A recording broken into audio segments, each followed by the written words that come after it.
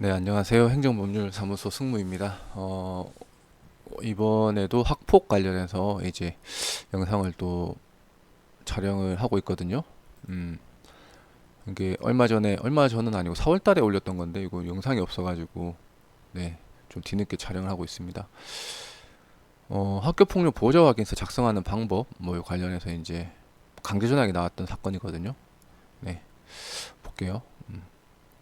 이제 요즘 학폭이 좀 많아요. 새 학기가 시작되면서 학폭 상당히 많습니다. 처음엔 서로 알아가는 단계이기 때문에 이제 뭐 처음에는 대면대면하게 좀 지내다가 좀 더 친해지고 이제 뭐 저희도 그렇잖아요. 뭐 어느 정도 서열 정리가 끝나면 이제 학폭을 자행하는 무리들, 일진들이 발생을 하고 되고 뭐 그렇습니다. 주변에 이제 학폭을 전문으로 한다는 사무소는 많은데 이제 저희처럼 이렇게 결과물을 계속 올리는 데가 없다 보니까, 그리고 뭐 학폭 카페에서도 모르겠어요. 저희가 들어가 보진 않았는데 거기서 저희 의뢰하신 보호자님들께서 칭찬을 많이 해주셔가지고 저희 쪽에 문의가 많이 몰립니다. 이게 상담을 하다 보면 학교 측의 무성의하고 무책임한 조치가 화가 나죠. 저도 이제 첫째가 이제 중학생이고 둘째가 초등학생인데, 이거 학교 폭력인데 그냥 학교에서 귀찮다는 식으로 그냥 서로 합의해라, 끝내라, 뭘 그래가지고 뭐 가냐 이런 경우도 있고, 이게 제가 볼 때는 이거는 뭐 형법상 범죄까지도 의유될 수 있는데도 이거는 뭐 학교 폭력 가봤자 학폭이 가봤자 서면 사과라고 막 이렇게 어이없는 말도 하고요. 그리고 지금 전담조사관이 들어왔 이제 하잖아요 지금. 근데 전담조사관이 저도 참 의문인 게, 이게 경찰 출신 분들이면 차라리 다행이라고 생각을 하는데 학부모 의원들이 전담조사관으로 들어오는 경우가 종종 있어요. 예. 한번 들어보면 와 이거는 진짜 와 싶을 정도로, 제가 뭐 그렇다고 이 사례를 뭐 오픈할 수는 없는데 와 이분이 정말 학교 학폭에 대한 이해가 있는가? 네. 그리고 경찰 조사하시는 분들은, 경찰 출신 분들은 너무 분위기를 또 딱딱하게 몰아가는 거죠. 진짜 피신 받는 것처럼 피해자 신문조서나 진술조서나 피의자 신문조서 피신이라고 하는데 그 받는 것처럼 딱딱하게 하셔서 좀 민원이 발생되는 경우도 있고, 아무튼 그래서 지금 이제 전담조사관 제도가 생기면서 더욱더 학폭이나 사안 조사가 이런 법률 전문가에 대한 조력이 필요한 시기가 됐습니다. 사실 이제 전담조사관에 대한 조사도 방어권 보장이 돼야 되거든요. 네. 그래서 뭐 변협에서는 전담조사관 조사 때도 변호사가 동석을 해야 된다 이렇게 주장을 하고 있는데, 아무튼 그 정도로 좀 많이 제도적인 부작용이 좀 많이 생기는 것 같아요. 이게 또 어느 정도 시간이 지나면 해결될 것 같지만 아무튼 그렇습니다. 물론 이제 학교에서 발생하는 모든 사안이 학교 폭력으로 의율되지는 않습니다. 학교에서 우리가 발생하는 모든 갈등들이 교육적인 측면에서 다 나쁘다 할 수는 없어요. 이 갈등을 해결하는 것도 이제 교육적인 목적이 크거든요. 그러니까 이게 그래서 학교 안에서 사소하게 그러니까 너무 심각하지만 다면, 그리고 학교에서 발생한 일상적인 행위라면 그 안에서 갈등이 생긴다 하더라도 학교 폭력으로 의율할 수는 없고, 너무 많은 학교 폭력 가해자가 양산되지 않도록 주의해야 된다는 게 우리나라 판례, 그러니까 지방법원 판례, 대법원 아니고요, 판결문에 나온 일 그거예요. 네. 근데 아니, 그렇기 때문에 학교에서 발생하는 갈등 상황을 학교 폭력으로는 보기 힘들고, 해당 행위가 발생한 상황과 경위, 행위의 정도를 충분히 살펴보고, 네, 학교 폭력을 판단해야 되고, 그러니까 학교 폭력을 너무 지나치게 확대해서 해석해서 많은 가해 학생이 만들어내지 않도록 주의해야 된다는 것이 우리나라 입법 목적이고 지방법원 판결문에 이렇게 나와 있습니다. 그러나 반대로 너무 또 학교 폭력 아니라는 것도 문제가 되는 거죠. 네. 그래서 이거는 이제 피해학생 3명으로부터 집단 괴롭힘을 당했어요. 이제 뭐 게임 부주도 시키고, 뭐 담배 대리 구매도 시키고, 그리고 뭐 피해자 핸드폰을 뺏어서 이제 같은 반 여자친구한테 고백 문자 보내고, 뭐 이상한 사진 보내고, 뭐 그리고 뭐 자기들끼리 돈 빌려준 것처럼 해서 돈 갚아라 그러고 이렇게 됐죠. 그래서 이상하게 애가 요즘에 학년이 바뀌고 난 다음부터 돈을 자꾸 요구하는 거예요. 그래서 보호자분이 좀 이상하다 싶어서 이제 핸드폰을 보고 사진 말해봐라 하니 채팅방에 막 이상한 막 되는 거죠, 막. 그래서 이제 다 신고를 했죠. 네.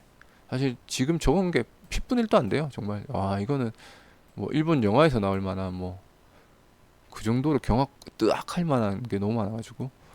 네. 그래서 이제 가해 학생 3명 모두 장난이었다고 하죠. 친해지려고 그랬어요. 가해 학생의 모든 공통적인 변명이죠. 얘 친구가 없어서 우리가 친구 해주려고 그랬어요. 그런 친구 필요 없다고 저는 얘기를 하는데, 학교에서도 이제 남학생 사이에 흔히 있는 거라면서 이제 교장실에서 교감실에서 만나서 재발 방지 하시고 하시면 될 것 같다고 이렇게 된 거죠. 네.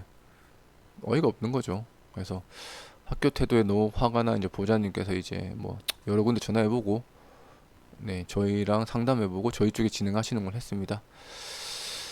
그 이제 보좌 확인서하고 보좌 의견서가 있는데, 보좌 확인서는 학교에서 주는 거예요. 그 뭐 사건 인지하게 된 경위, 뭐 조치 사항, 뭐 어떻게 해결했으면 좋겠는지 이런 거고, 그런 거는 보좌님 쓰시면 됩니다. 어려운 거 없습니다.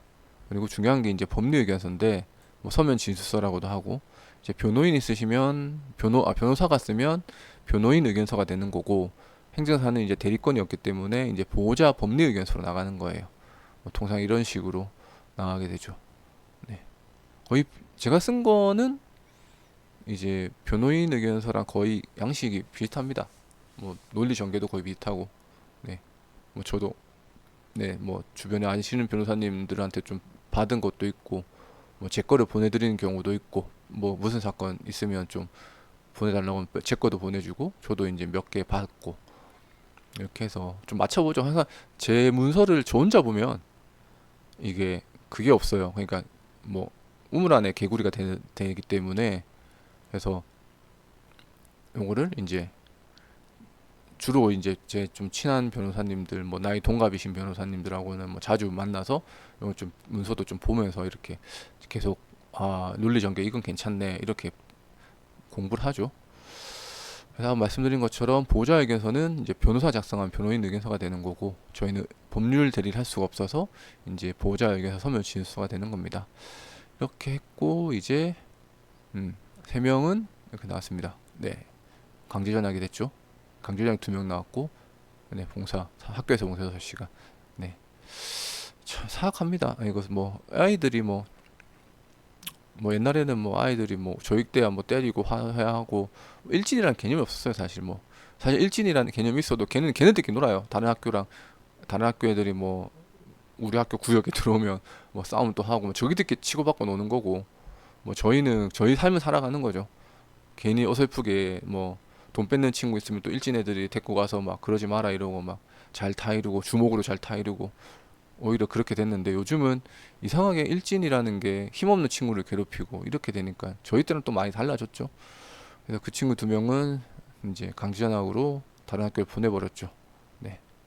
네, 멀리 안 나갔지만 한 명은 이제 뒤늦게라도 화해를 좀 반성하고 찾아와서 사과하고 이래가지고 이제 합의서 써가지고 제출하고, 이제 전학은 안 가고 학교에서 봉사로 이렇게 마무리됐던 거고.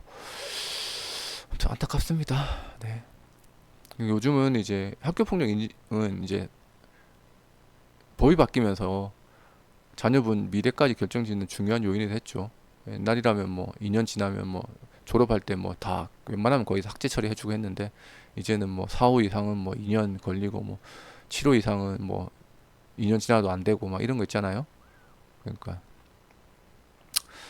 그래서 중요한 거는 가해 학생이든 피해 학생이든 대책 심의 단계부터 적절하게 대응을 해야 돼요. 네, 이게 대부분 이제 뭐 대책 심의 별 거 있냐고, 뭐 보호자 확인서 써서 내면 되지, 그냥 해놓고 이제 뒤늦게 이제 뒤통수 맞고 행정심판 어떻게 하면 되냐고 와가지고 다시 하는 거죠.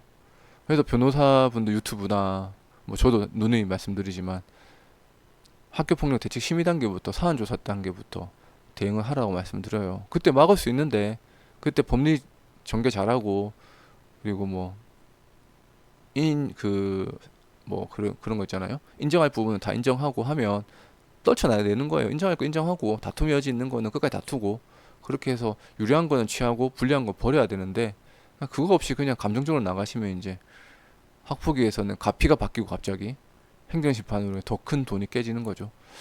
그래서 처음부터 이제 학교폭력 경험이 많은 저희 승무행정사와 함께 하시는 게 이제 비용 아끼는 거고 시간 아끼는 거입니다. 저희는 이제 5급 공무원 출신 경력직 행정사하고 교사 출신 이제 전문위원도 저희가 같이 일을 하거든요. 그래서 자녀 양육하시는 모두 부모님 모든 이제 그런 아픔과 이런 뭐 억울함을 저희가 다 최대한 풀어드리려 노력하고 있습니다. 아무튼 오늘은 여기까지 하겠습니다. 이거 궁금하신 거 있으시면 전화 주시고요. 네, 감사합니다.